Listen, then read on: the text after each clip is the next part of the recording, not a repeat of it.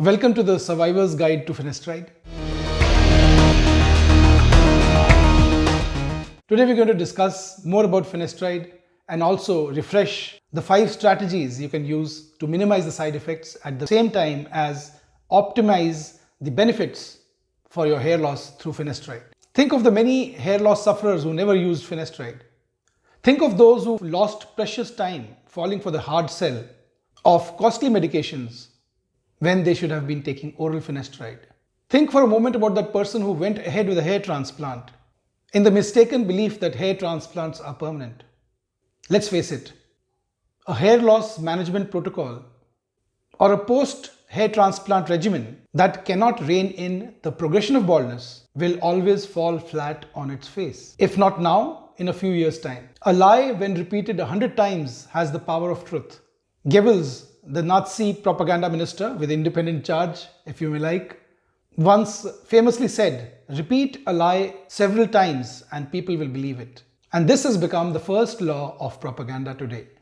And very often this same modus operandi is used in marketing today to create an illusion of truth around a product. And it always never fails because people are very gullible. They are open to half-truths and suggestions which they think may work for them. And in hair loss too, such falsehoods are readily believed because they pander to the base fears, the deep fears of taking medication. Hair loss sufferers think that all medications will cause side effects, severe side effects, and they are very fearful about these, especially the sexual side effect of finasteride.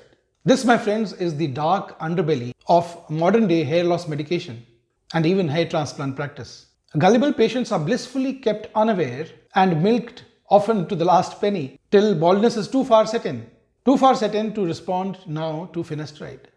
Well, then of course there's a hair transplant, they are told. And though most people are not fit candidates for a hair transplant, but the cycle of illusion of truth must go on. In a previous video, I mentioned that finasteride has side effects and that the sexual side effects are most worrisome. Since the clients who will be taking finasteride fall in the age group of 25 to 35 years, when sexual health should be prime. These side effects may be rather infrequent, but in a person in which they happen, it is 100%. So it is pragmatic that we take the drug for its many benefits, but at the same time minimize the side effects through the 5 strategies that I have espoused in a previous video and which I will briefly touch upon. Number 1, the most important is that the case selection should be proper. Blood work should be done as a baseline. Hypogonadism should be ruled out. Psychological assessment of the patient through deep counseling and detailed history taking is very important. Secondly comes customized dosing. Start low always and build up to the minimal dose that will give maximal benefits without side effects. Thirdly, very important, my switch off, switch on technique. After every 3 months of having been on finasteride, take a break of 1 fortnight, 15 days break after 3 months of regular use of finasteride. This will wash off the accumulated drug in the body because if drug continues to build up in body tissues, it can cause late onset side effects. Fourthly, take the medication as late as possible at night, just before going to bed,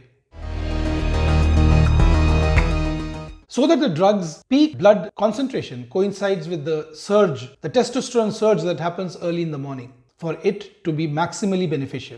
Maximally beneficial with minimal dosage.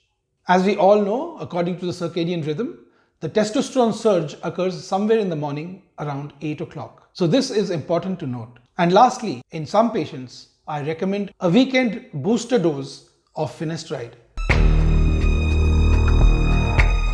If you're taking 0.5 milligram a day, you can raise the dosage to 1 milligram on Friday night. But if you're taking 1 milligram finasteride daily and you continue to have progression of baldness and you need to tweak your protocol a bit, I will recommend that you use on Friday evenings 0.5 milligram of dutasteride in place of finasteride for that day. So this is recapitulating about finasteride. And if you have any questions, any doubts come to your mind that need clarification, I'm always there to help you. Just drop a comment in the comment section below. And thank you for watching again. God bless you. Darling,